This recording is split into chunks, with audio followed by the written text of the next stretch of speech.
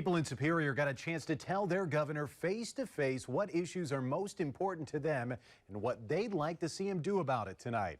Wisconsin Governor Tony Evers visited UWS for one of his listening sessions he's holding all over the state. Northern News Now's Larissa Millis was there as folks sounded off.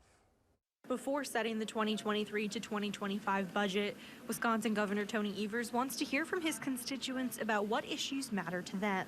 Budgets are about priorities. Budgets are a reflection of our values.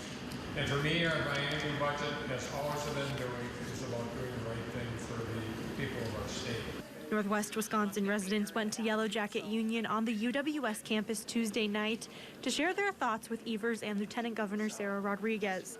Some, like Connor Doppler, wanted to talk about health care. I'm here to advocate for my organization, the Wisconsin Association of Free and Charitable Clinics. There's about 94 free and charitable clinics throughout the state of Wisconsin, and we help provide strength, support, and advocate for those clinics.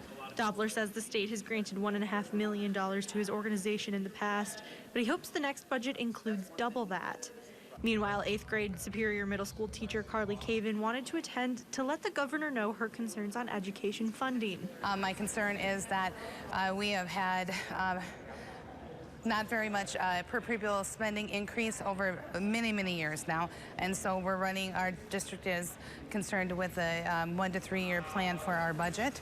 Evers says it's important to him to balance everyone's needs and wants in the state budget, as he believes they are all important topics. Whether it's child care, whether it's issues around transit or transportation, good roads, broadband, schools, municipalities, all of these things are interconnected in order to have a good state.